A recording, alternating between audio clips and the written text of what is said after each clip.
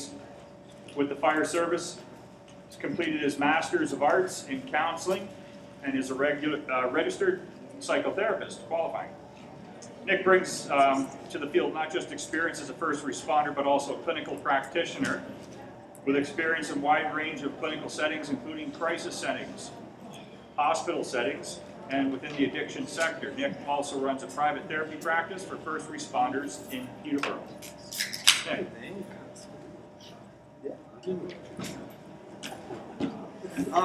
So I think that where I want to come from, so my role in the addiction sector is I work with folks with opiate addiction. So significant trauma backgrounds and significant trauma histories.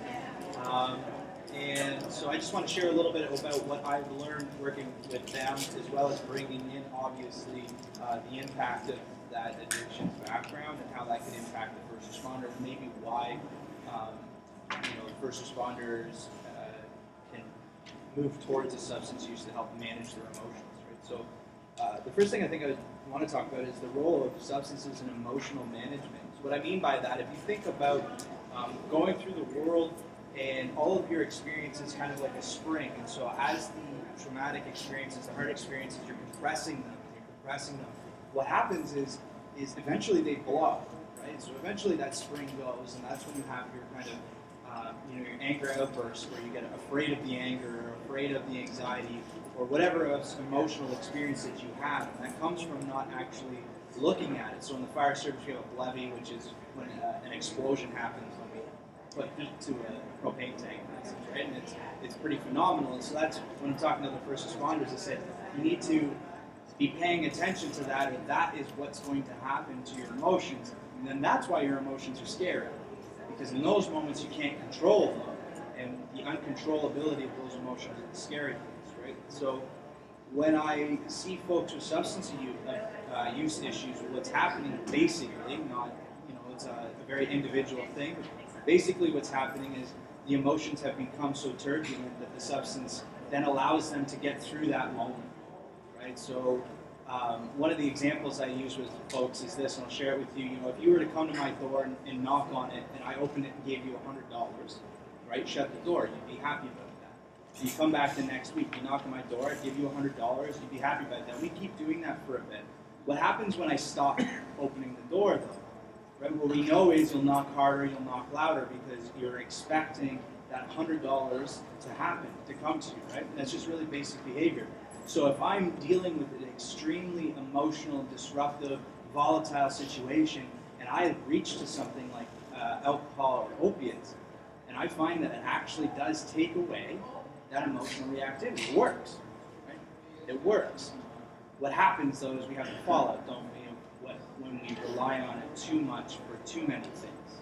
When we start having the impact on the family because we're using it all of the time. Because sometimes being numb feels better than dealing with the volatile emotions. So that's really to clear the air, because one of the first things I do with folks in the addictions room is help them, at least, because they've been so stigmatized, so shamed about their situation, is to give them the benefit of the doubt that when they engaged in this, it was because it was working for a short period of time. Right? And that's just the honest truth. You don't do something if it doesn't work. So once we get there, then we can look at why it stopped working and how to replace that with something else, right? You don't take a life jacket away from somebody in the middle of the ocean without giving them something else to float on. So the emotional aspect of it, especially for first responders, because with the machoism, right, and the heroic nature of the culture we have, is a non-talk, but it's a non-issue, right? You don't have emotions, you have facts, and you have the job, and that's what you do. So the emotional suppression and emotional management becomes so intertwined in this. And that's why the emotions in it is an interesting and important aspect to look at when we're talking about substance use, and why, again, it's important when we look at the first responder role, because we're not allowed to show that, right? And it's getting better, but it's still a male-centric, still a man-centric culture there, right? Like I said, it's getting better, but so, I can't say to my person next to me that I'm feeling sad or down, because they're going to just look at me like I have two heads, right? Like it's like I can't be there. So the culture itself actually wants us to isolate. It wants us to gravitate towards the other. So then we get stuck, as I kind of talked about earlier, we get stuck in between wanting to be in the service and having that camaraderie because we need to be a part of something as a human being. We need to be a part of a group, like a family, versus stepping outside of those walls and getting the help that we need. And then, so that first we got to break those walls, and then we got to come back, and that's the scary piece. So we have the in crowd and the out crowd when we talk about first responder culture with addictions, right? We have the in crowd, and I did the decade in the fire service. I'm trying to think, it was like 2005, 2006 when I started, and they still have beer fridges in the halls. And so they still have the terminology, right? And something I'm working on, but it's hard. But we still have the terminology when we have a tailgate, right? So we go out back, we have a tailgate, and we talk about a tough call. But the problem is we associate the tailgate with the emotional numbing of a depressant, right? We take alcohol, and then we feel a little bit better. We feel like it doesn't bug us as much. And making those associations, then you learn, like the $100 when you knock on my door, that, okay, well, I had that one, that worked. What if I have two the next time? Well, now I'm having nightmares. So what if I just drink enough to sleep, we call it, right? And then there becomes, now I'm drinking every night, or I'm using opiates every night just to get to sleep, because we call passing out to sleep for a little while, right? So that's really the important piece in here. But the other important piece is to, when we look at those and we properly address the cultural issues and not addressing these emotional issues, we can start to see, we can start to let that pressure off that spring. We can start to let that pressure out for folks so that they can then look realistically at what's happening and going on. So when I look at somebody who's using opiates, for instance, in my day-to-day, it's the assumption is there's trauma, because if there wasn't trauma before you started using them, there's trauma now, because you've been down some dark alleys. And the same goes for alcohol, cocaine, or anything like that. You end up in the same rooms that you were maybe trying to avoid, or that darkness you were trying to avoid to begin with. The other aspect that's kind of scary is we know that for the majority of folks who come through my door for an opiate addiction, it started with a doctor. It started with a script. They had an injury, and it started with a prescription. So there becomes a difference when we start to see that, I've got some pain or I've got whatever, but I was also upset when I had that Dilaudid. I actually felt a little bit better, because the pain receptors in our brain for emotional pain or physical pain, when I take that opiate, it does the same thing. So we're really rallying those two together, and it's just giving us some knowledge that if I'm not addressing that emotional issue healthily, then eventually I'm going to look for some unhealthy way to cope with it, because we can only take so much of the compression. So when I talk about emotions, that scary word, as I said earlier, what am I actually talking about? Well, first you might say anger. I'm angry at everything. Anger, although it has a place, is usually just a mask for another emotion, like guilt, like shame, those other harder things to look at. And as a male, again, as a male-centric place, that's easier for me to do, because I'm allowed to show two emotions, right? Does anybody know what the two emotions a male is allowed to show are? Take a guess. Anger and horny. Okay. They together? I thought horny was a state of being. Anger and no emotion. Yeah. Right? Anger and no emotion. I'm allowed to show anger and no emotion at all. So what am I going to do? I'm going to react to everything with anger. And when we see, even in depression, right, it sometimes comes across as anger. So you walk in, well, it's my wife tells me I got anger issues, and we dig a little deeper, and you have depression, and you're just down, and you're dealing with it with the only emotion you know how to deal with it, because it's the only emotion you were taught to deal with it. So the aspect of that is dealing with the anger and understanding that there's guilt, shame, and stigma. So what other emotions might I feel in the services? Well, hopelessness is a good one. There's oftentimes we show up to the scene and we can't do anything, right? We get there and there's nothing that we can do.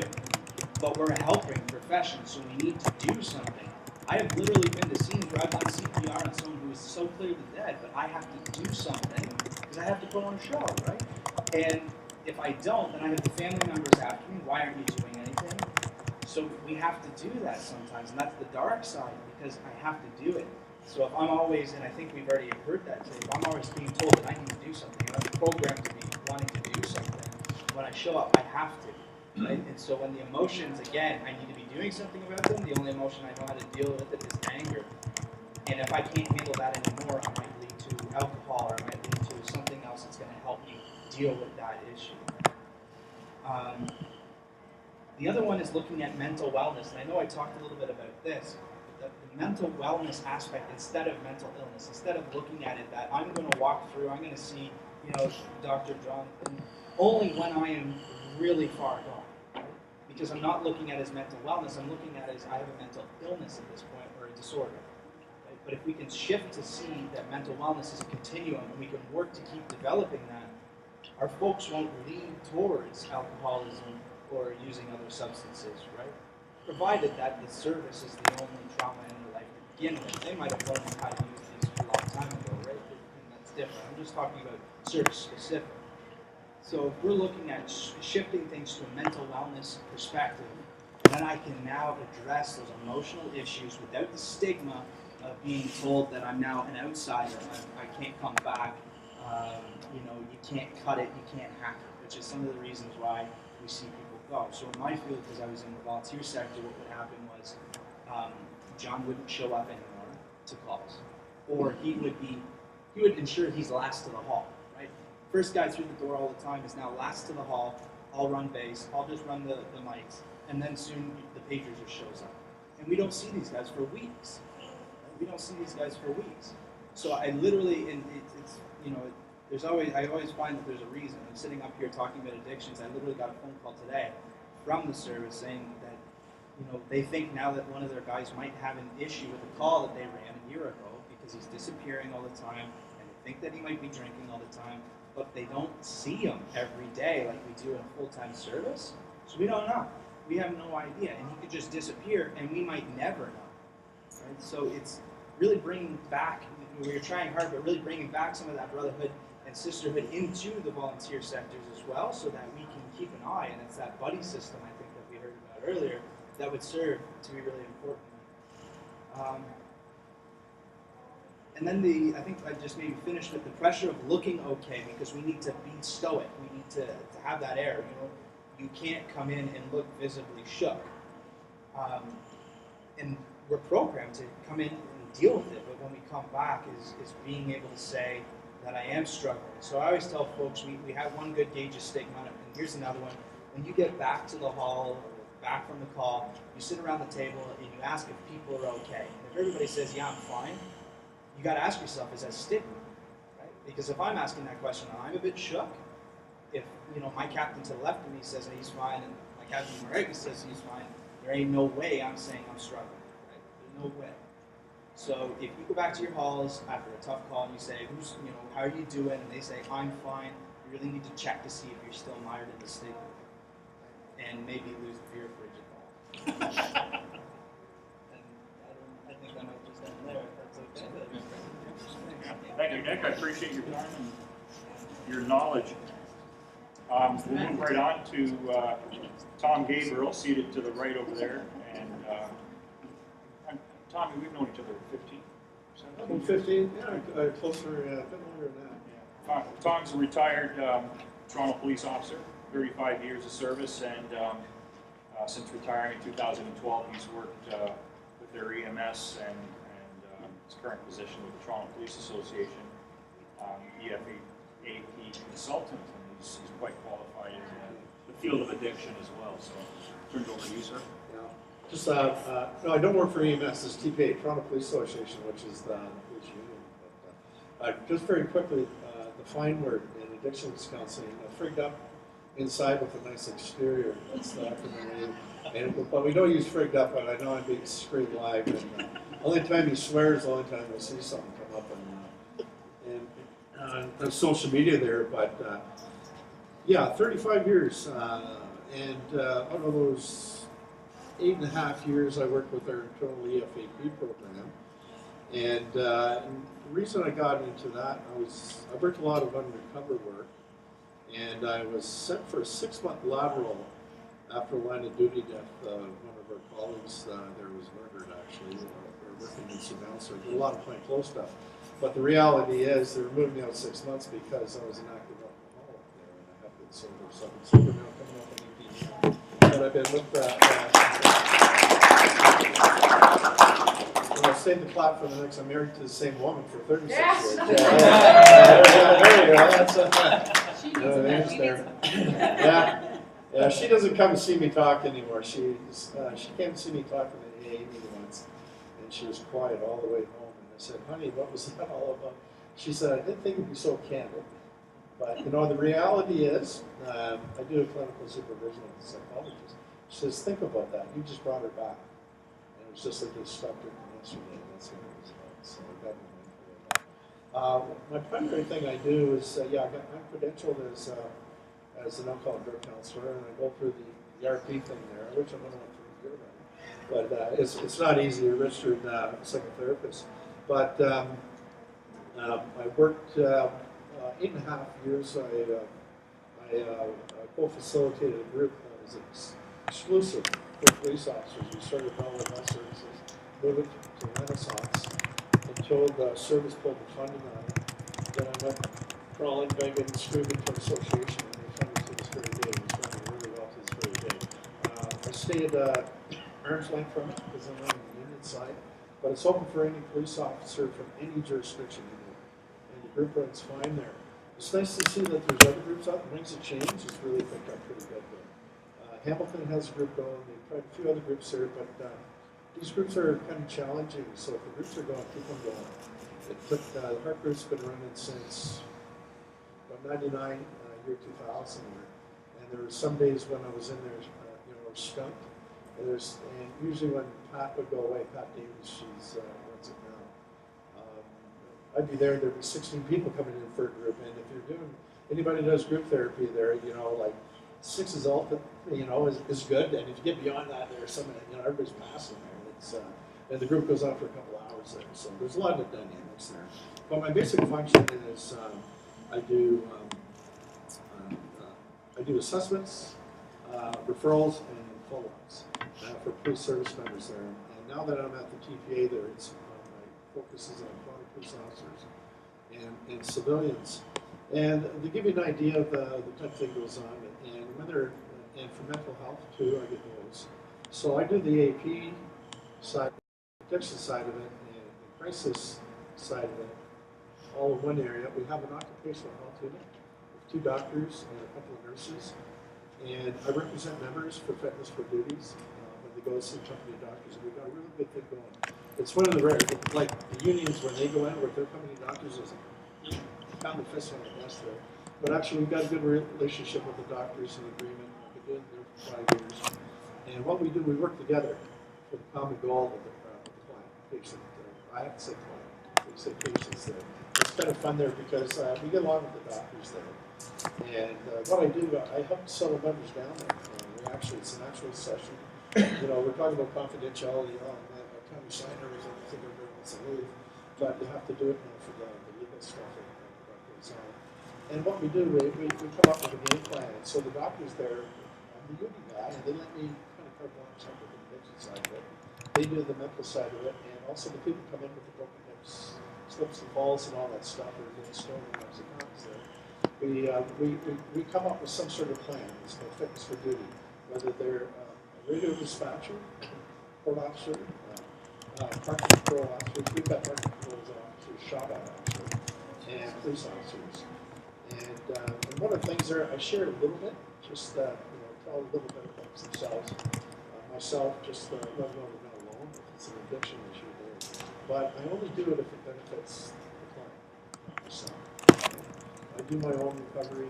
If you're working frontline in this business, or you got to do your own recovery, you should be clinically supervised or something along those lines. Self-care is very important. And using the guideline, most of the treatment centers, Helen will probably tell you, you got to have like 5 years of good sobriety under your belt. At least say 2 developments. Because we all go through a honeymoon period on the sake of the road. When we go through some. A lot of my clients, unfortunately, are before the courts.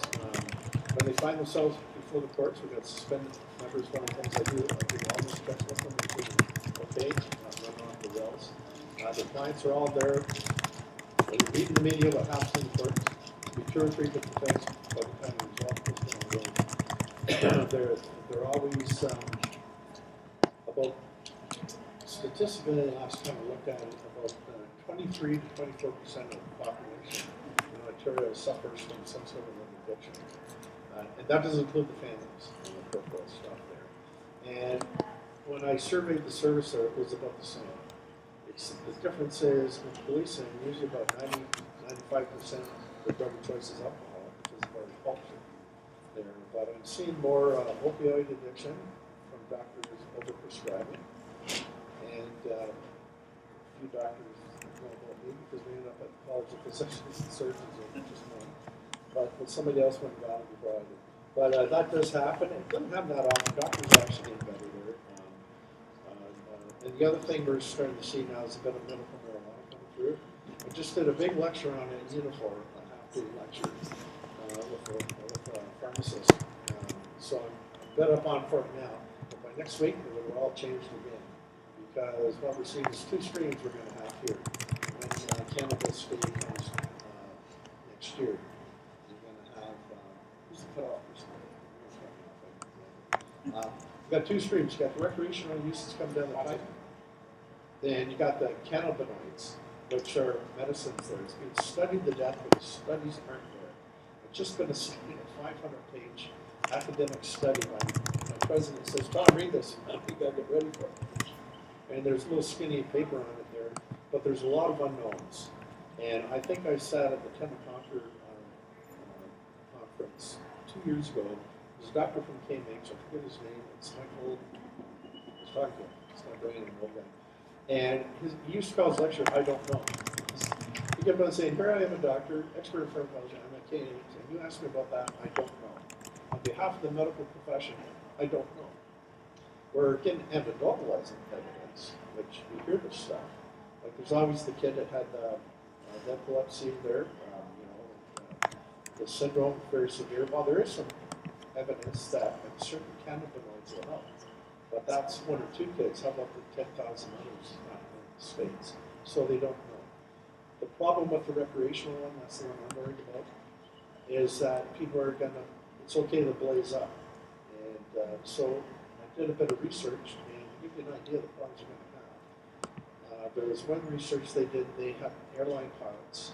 I got this from a script of the ATSB. And what they did, this wasn't just 1 or 2 people there, they took 10 pilots at a time, every week for about a year or something like that. And they did the double blindsided, which we need, good scientific test, and they gave them what they could find out the best dose they could, the 1 joint. And the rule in the airline industry is 24 hours, you can't have a substance in 24 hours. So they gave them 1 joint at the end of it there, for 24 hours, and for the ones that were actually at the pot, one of them could land an aircraft. And so that's the problem we're looking at. That's called safety sensitive occupation. Policing is a safety sensitive occupation. So when an inspector was asking how bad it could it be, I said, oh no, when you blaze up from next day, shoot, don't shoot, what are you going to do? Then we got SIU, we got in-car cameras, we got all sorts of things. How's that going to work? So nobody knows. Nobody knows. So those are the type of challenges we'll be things. Like I say, most of the officers, for all of them that come through either Bowwood, Bellwood, Renaissance, we have to put people through what they call absolute space program. And the reason it's doing that is how do you let an officer use a little less cocaine just right, for a profession or something like that. And but they need to be absolute because of the high sensitivity of the stuff you do. We have a lot of other stuff. But for all the officers I put through there, it's very rare I have an officer who does not have a concurrence. Very rare. They got one program at Bellwood, it's their alcohol-only program. I don't use it that much because when I do an assessment on it, they always got, addiction has a buddy, anger has a buddy, PTSD has a buddy, or something like that. And what I found is most of them have a level of some sort of trauma that they don't have the diagnosis. They use myself as really good. I saw a really good psychologist there, who passed away. I think it was his name Rubie.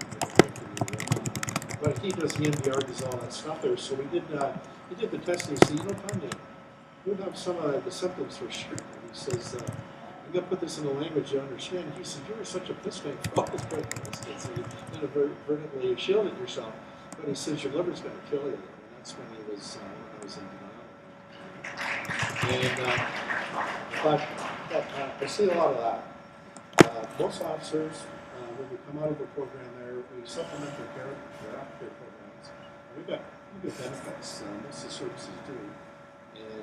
And I refer them to JJ or somebody that works there. And psychologists would prefer that they be sober, or they already have the treatment there. There's a chicken and egg theory. What came first, the trauma or the thing there? And you know, I could look at an officer's family background and do a little genogram and find out that I had 10 Irish on my mother's side, and I had Austrians on the other side. And when I did my family tree, I was coming across this stuff, and my sister said, "You're upsetting mom and dad. Those were all secrets." But you know, when 4 people drank themselves to death, and on the Irish side, oh my dad's uncles are footsteps. So there is some scientific evidence to say there's you know, predisposition. But my other 2 brothers, other 2 sisters, they never become alcoholics. My parents never drank, so that was my first resentment there. But I probably was born that way. But when I came into policing there, it was beautiful there. It was a rite of passage to drink on duty when I came out in 1977 there. And you know, we didn't have all the cameras in that. And when we did have cameras, I remember coming in and there. When we started bringing in the cameras there, a sergeant brought me in and he says, "You brought a drunk in on Christmas Eve, but we can't figure out who the drunk is." Yeah, what a cheeky bastard, eh? And, anyway, well, we become friends after a while. After I went through it. So I worked in our EFAP program there, relapse once, and I got back on board there. You know, there's a lot of coulda, woulda, shouldas there, but my passion is working with police officers and their families. The families have to recover as well. I could take a police officer there, he'll come back, he'll go back into the home. The ideal situation is they need to participate not only in the aftercare program, but family program. The whole family needs to recover. And to give you an idea, you guys remember the SARS crisis? So every time I went into Belvin at the time when I had the group, we had God, it was like gloving up. We had to use Perel in my hands. But I remember going home, putting a little Perel, and I go to bed like that, just like that. My wife stood up at attention and said, "I smelled something." And by that time, I had 10 years under my belt. I said, "No, it's okay, it's the smoke." So she went back to sleep, and the next morning, she said, "I had a bad dream. You came home, you're pissed drunk." You know, so it's built into her there. So the solution there, we don't use Perel. Yeah, we use something else. Well, we got some at work. But those type of things there. The kids, when they grow up in this, they remember everything there. I've got a son now who's a police officer. He's 33. He's got my grandkids there, and he's a depot. And us alcoholics, we call you amateur drinks. You really drink after beer and leave it there. I don't think I'm not so. But I'm glad he's at that point. And my other son, he's a vegan, and he doesn't believe in drinking or anything there. And he even checks my recycling box when I come home. Or something but I'm kind of glad of this way, other than the altar, because I see a lot of police officers don't do well. Some police officers, when I do the assessment, like some of the things they have is just like anybody in the general public has there. And there's times when they need to be in a program, and they need to be by themselves, with the men separated from the ladies, because a lot of police officers are male-dominated, their penises over. Or they fall in love in the treatment center there, and you got 2 people relapsing. So one of the things that you have to do, what I do, I monitor them and when they come out. And when they come out, it's a fitness for duty with the doctors. What are you doing? We have to graduate back to their program. They don't like their gun being taken off of them. That's their identity. When officers suspend it, once their gun and their badge is gone, their identity is being stripped from them, and they'll go down, they'll load it, they'll crush it. Now, some of the things Nick was talking about, he called it perfect. He made it easy for me there. I thought you were talking about me for a minute. Yeah. I was going to punch it right after there. But some of the anger issues. Yeah, no, if we get to a session here, yeah. Jackie's going to monitor. He's not. I got a few diagnoses coming this way, and I know that. But how are we doing? 5 minutes. 5 minutes? But all in all, there across all the police services in Ontario, there I do communicate with most of them there. Badge of Life is great. There's some of the smaller services have nothing. I also look after retired members. Some of the members who went through the Paul Bernardo thing. Actually, I did surveillance on them for 3 weeks before we went to them. But some of those colleagues there are still suffering to this very day, and they called me.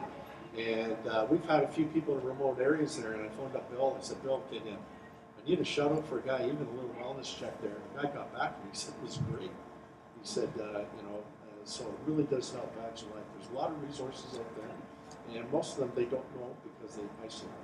They think they're okay. They retire from Toronto. They go up to Shabugamoo, cash in on the Toronto market there. The next thing you know, they're by themselves and they're home driving their family nuts because they don't know how to retire properly. But basically, when it comes to any police officer anywhere in Ontario, if they reach out, I'll help them there. We got pensioners right across Canada. I got a binder full of resources there that we're trying to computerize now. Still wish we had typewriters. Jesus, these things. Yeah. Work makes me have this. And they even pay, they have the audacity to pay for it, so I have to answer it. But, and these things sometimes are a problem. When the DSM-5 came out there, now they got all sorts of lovely things in there. But that's some of the criteria I use from my experience, and some of the treatment assessment tools are the same ones I use in places like Homewood, Bellwood, the Woods. But anyways, I'm just going to wrap that up and let it go there, and I know Ralphie's going to take off from there and go ahead there, Mr. Moderator. All righty, thank you. Tommy.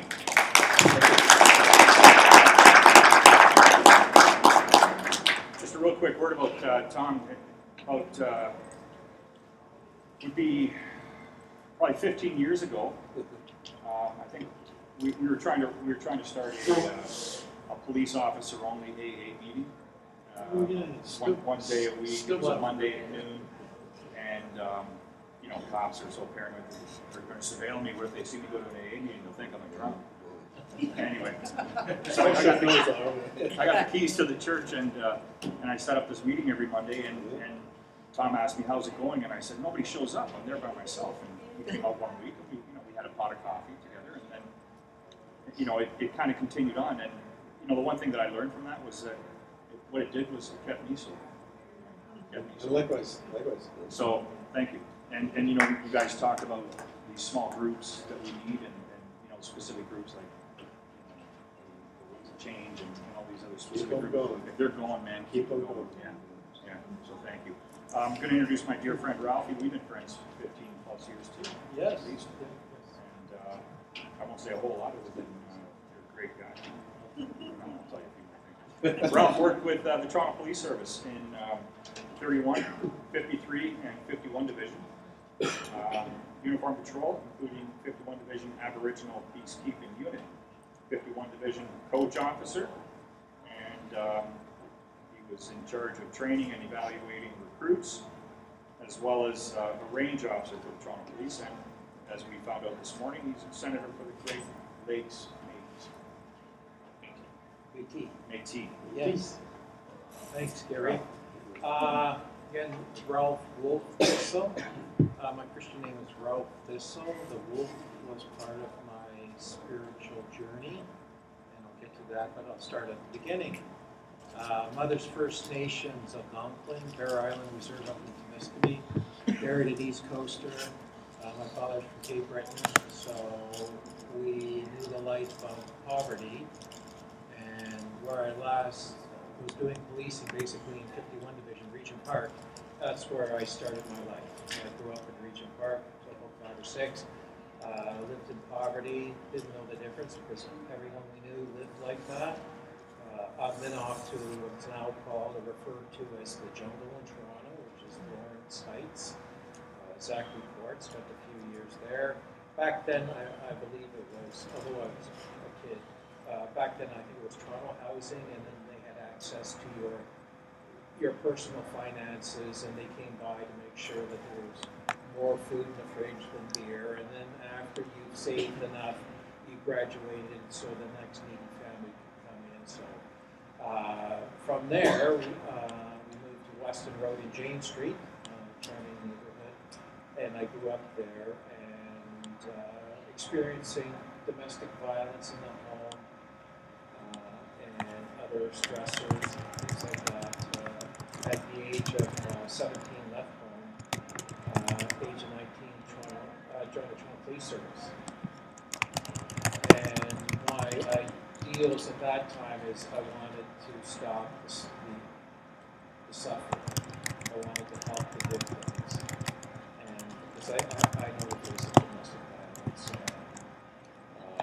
My brothers at that time were involved with their own addiction, which led to my eldest brother, Sonny, being now a murdered and missing Indigenous man. He's been murdered and missing for 38 years. Anyways, as I joined Toronto Police, I really feel in a lot of ways I put on a uniform, but what was still inside was a wounded child. I continued my service. I quite liked policing and being hyper vigilant and knew trauma, and I knew bad actors because it was a Christmas at my house anyways. So it was easy for me to pick up people acting badly in society because I could look at that. And started at 31 Division, lots of awards for picking up things that even better police officers didn't see. But again, it was really reminded me of a lot of childhood experiences. From that, I went down to 53 Division, working as a constable. My first shooting, shot someone in 1984. From that, I started to experience nightmares. My mood was changing. I was ripping my way through a lot of relationships. I generally call them hostages. The women I was dating because I was not well. But I hadn't found my elixir yet. I continued policing other traumatic events, not going to go into them. But finally, I volunteered to go down to 51 Division, which back in the day, you were either, if you were being punished by Toronto Police, quite often they would send you to 51. I was a son of chaos. I volunteered to go to 51. I felt quite at home. Down there, numerous traumatic events. Recruit was being thrown off the field by that. I had to save him because I hate doing the paperwork. So a week later, we get into another traumatic event. I dropped 14 rounds doing a tactical reload, fighting a pit bull terrier and a guy who's trying to murder my recruit. Again, I don't like the paperwork, so I came through in that. But what I soon discovered about 37, 38, when I was starting a family, I started to pick up on it. Before then, I was a pilot. I golfed, baseball, enjoyed life. I loved the great outdoors, canoeing, camping.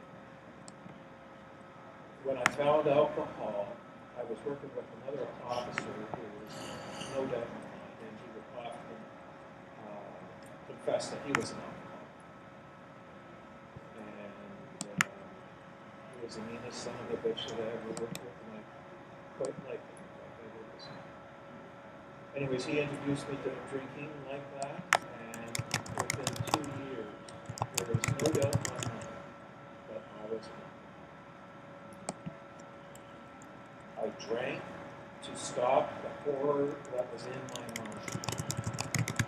In the subculture, in the unhealthy subculture of police and the first responders, military, especially for men, the men's rules were you didn't show feelings, that would show weakness.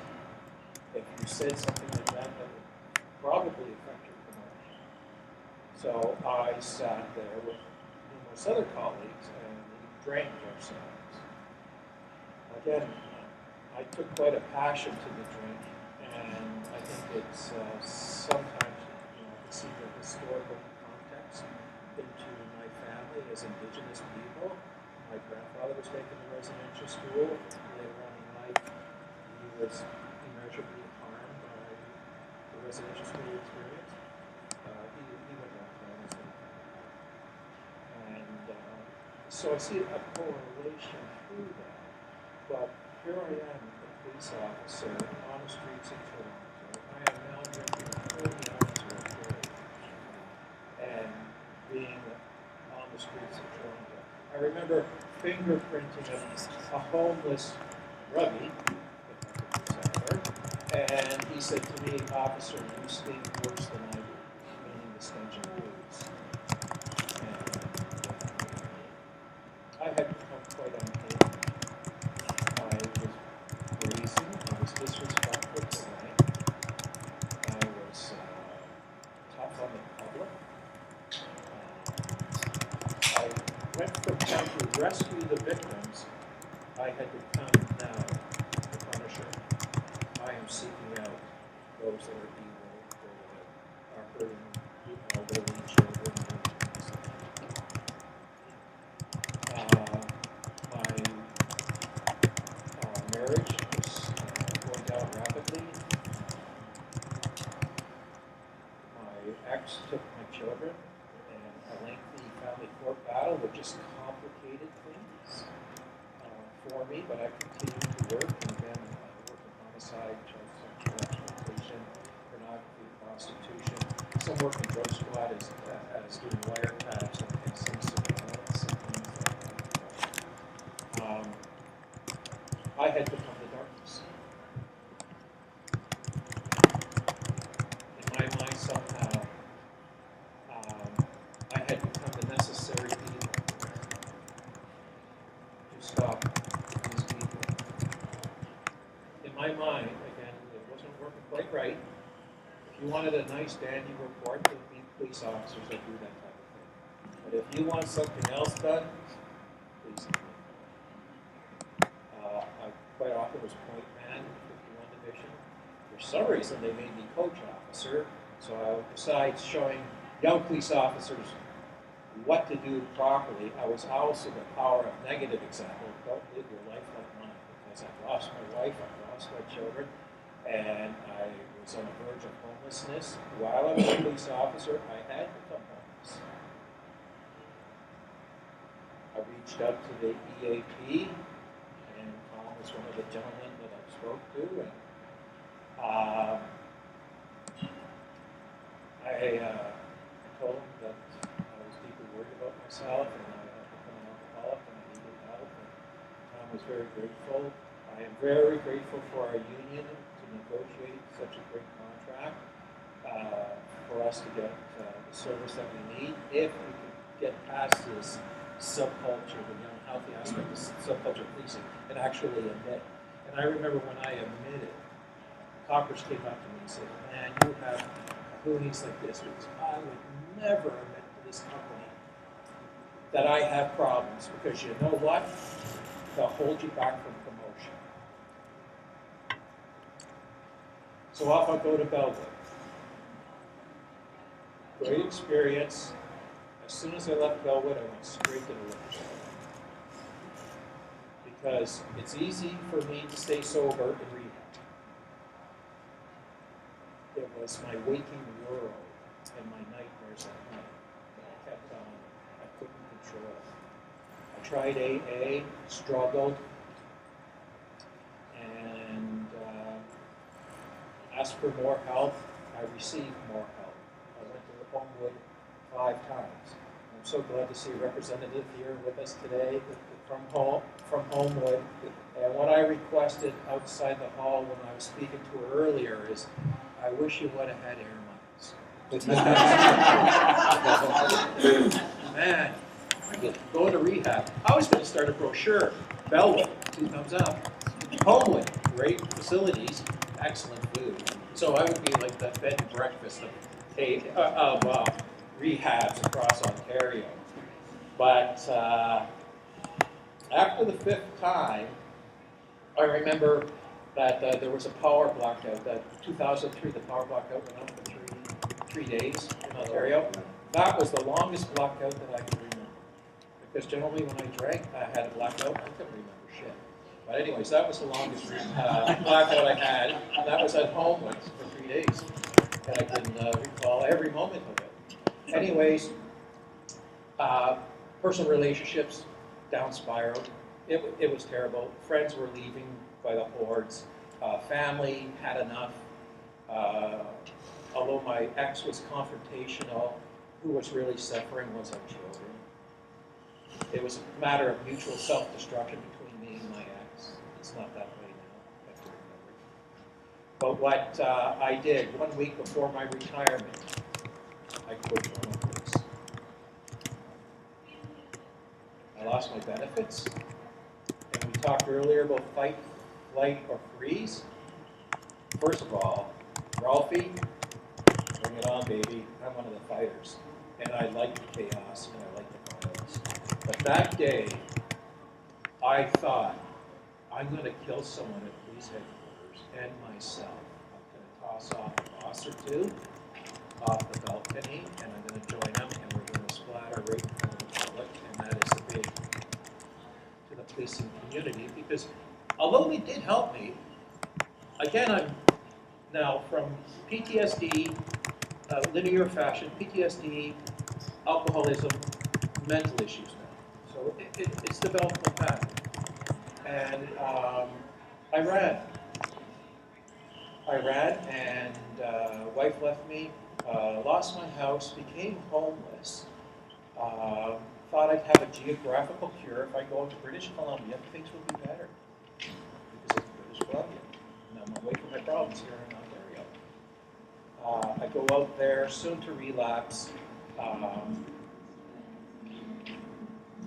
I call the police. I threatened my old Station 51. I actually spoke to an officer I knew because I wanted to commit suicide by police.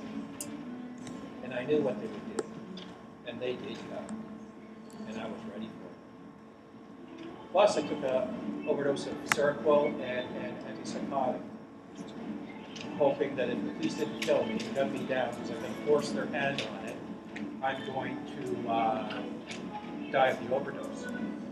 Well, the Mounties did something right. That's who came, a SWAT team from the Mounties, although I had Peel Regional SWAT team visit me once, and then OPP. But the RCMP did it right. They waited. I was arrested. I did jail time. And I'm here to say, the best damn thing that happened to me is doing jail time. Because when they placed me in that cell, away from all other prisoners, because they said, Toronto Police called us, and you're going to be trying to kill some of them, and they're going to try to kill you, and we won't have any part of it, so you're in solitary. And I was fine with that, because I had been isolating for years in my addiction. So they stuck me in a room and started to give me food. That was great. I did not worry. I knew I could do maybe 5 years. I was ready to do 5 years in jail. And but I had become so numb. I had no fear because there was nothing left. But when I sat in that cell, I sat down with my understanding of my history, of my people, Algonquin and Métis, and I sat down with the Creator, my addiction and my mental health. And we were in that cell, and we all agreed, at the end of this, boys, we're going to make change. So once I got out of jail, I started to volunteer down at the Good Shepherd, which is back in 51 Division. With the Good Shepherd, I helped in the kitchen, and we were preparing 1,300 meals a day for the homeless. I found my humanities back on the streets where I left off policing. I started to volunteer at Hope Place Centers from Addiction, bringing ceremonies, smudging, and other things to the homeless and just out of jail men at the Halton Recovery House. They soon hired me. By good support from Tom Gabriel and others in the policing community, I soon found myself at McMaster University, still working on that one. That's a slow process for me anyways. But I engaged the Métis, and I'm here to say that my culture has helped, is one of my resources. My culture, they had loved and nurtured me back to spiritual health. I have done ceremony with these men and women. I have sat in council. This is my tribe, and it's an Indigenous one. With that, a 12-step program seeing a psychologist, having a great doctor that doesn't put up with my shit, gives me medication that I need, not that I don't. My children are back in my life. My oldest daughter, Kira, her and I spoke down at Queen's Park. Bill 163, Badge of Life were there, and so many other first responders that I recognize in the room today. They were there.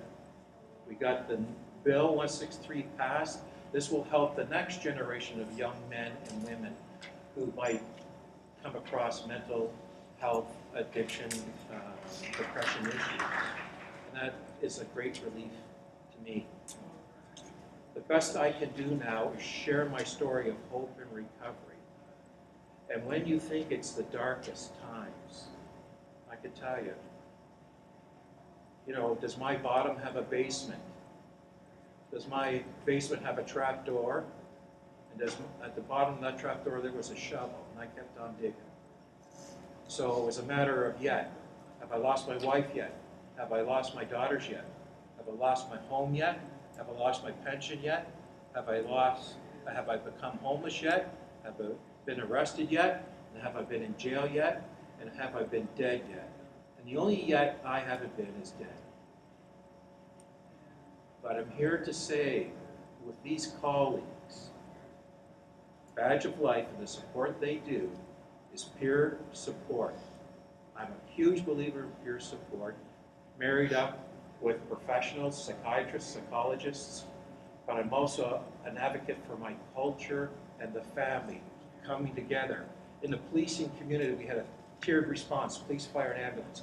My tiered response now is medical. Peer support in my community and family. With that, I found some peace. I live in a 160-year-old log cabin. I live off the land. I raise my own food. And now that I'm on the land with the Creator, I am a senator for the Great Lakes Métis, and I do ceremony and prayer for all those that come my way. And today I thank you for listening.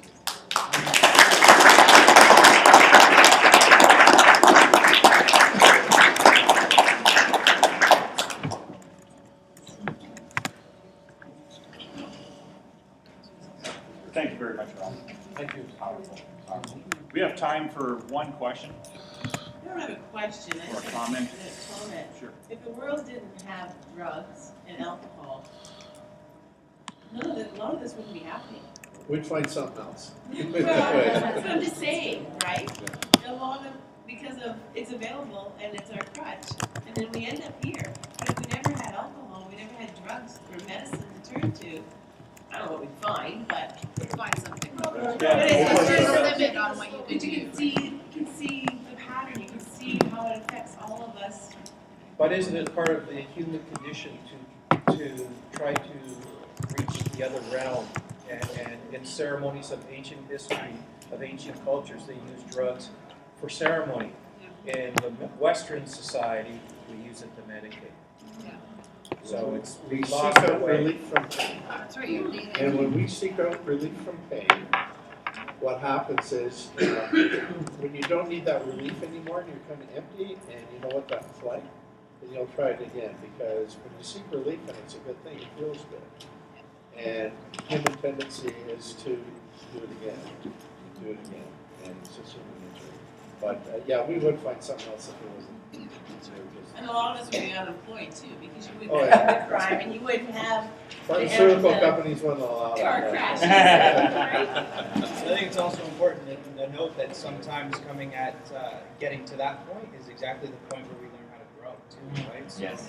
recognizing that once we're down at that bottom depths, that's when we can actually grow and know ourselves and come back out. So looking at the positive growth side of it also is important. Continuously just take away all the things that harm us or put us in that harm, but then we lose the ability to actually see it and grow from it as well. Nick, Tom, Ralph, thank you very much. If we could all give them a hand, please.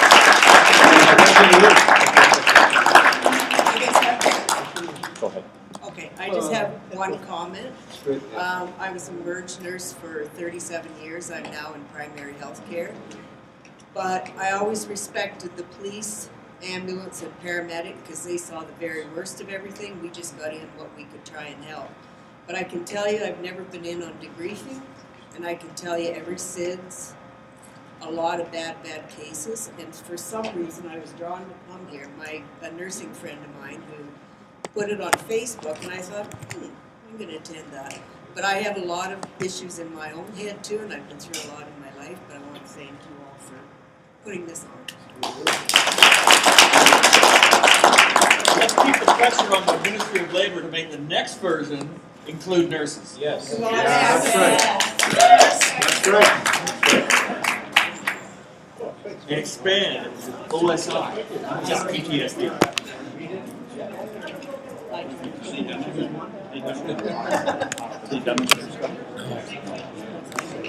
We better keep them quiet here. Yeah. Keep it down.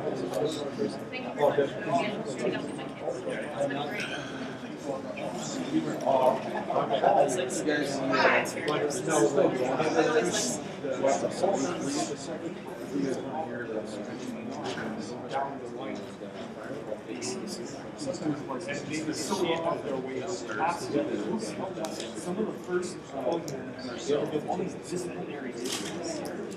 First thing That's what made me the one. not, how we going to yeah, absolutely.